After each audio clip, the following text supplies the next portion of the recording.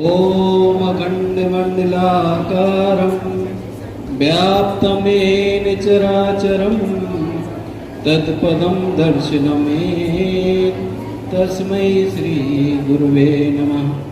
ध्यानमूलं गुरुर्मूर्ति पूजामूलं गुरुपदं मंत्रमूलं गुरुर्वाक्यं मोक्षमूलं गुरुकृपा। यक्ष ने जब पूछा युधिष्ठिर जी से कि इस संसार का सबसे बड़ा आश्चर्य क्या है, तो आश्चर्य यही है कि मृत्यु एक अटल सत्य है। हर व्यक्ति को मरना है, कोई मरना नहीं चाहता।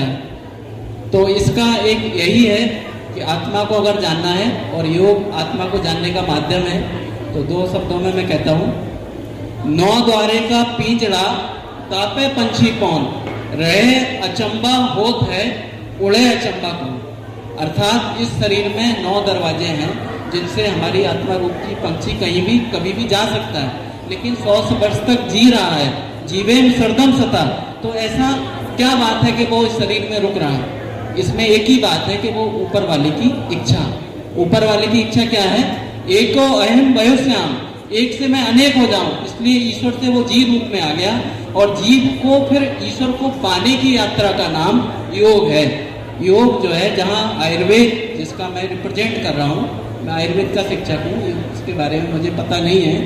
तो योग आयुर्वेद जहाँ शरीर को स्वस्थ रहना सिखाता है शोधन के माध्यम से, चिकित्सा के माध्यम से, वहीं आयुर्वेद योग जो है वो हमारे मन और आत्मा को पाना सिखाता है। हमारे शरीर को उस लायक बना देना, योगी के लायक बना देना, ये आयुर्वेद का काम है।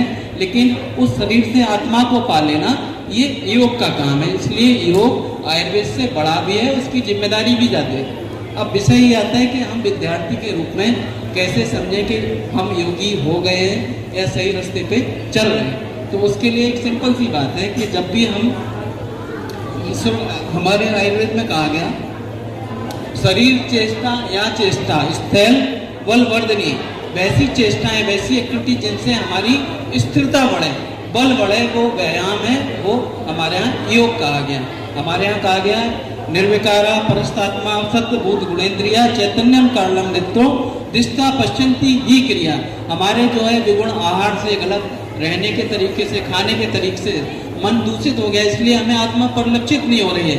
तो उसी को शोधन का नाम आयुर्वेद योग है, और उसी को अष्टांग योग के माध्यम से, यम के नियम माध्यम से, नियम के माध्यम से, आपके जो है आसन के माध्यम से, प्राणायाम के माध्यम से, प्रत्याहार के माध्यम से, धारणा ध्यान समाधि के माध्यम से, जो कहा गया है योगस्य चित्तवृत्ति निरोधा योगा, जो हमारी वृत्तियां हैं, क्लिष्टा वृत्तिया पंचा, क्लिष्टा अक्लिष्टा, जो पतंजलि का योग सूत्र कहता है।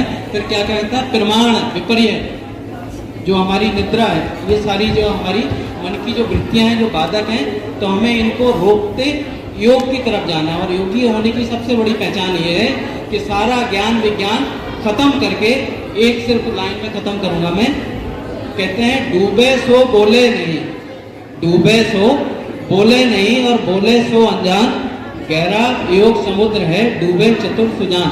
जब हम किसी गंगा जी के किनारे होंगे, जब तक घाट पे होंगे, तभी तक चिल्ला सकते हैं बचाओ बचाओ, जब डूबने की कंडीशन। जब हम डूब जाएंगे तो फिर हम डूब ही जाएंगे, मरी जाएंगे, बता नहीं सकते।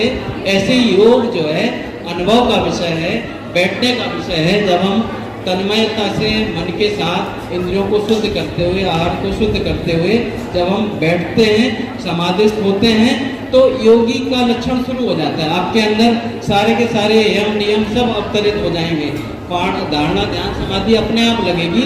बस आपने समय निकाल के अपने आप को जो है शांत भाव से भोजन करना है।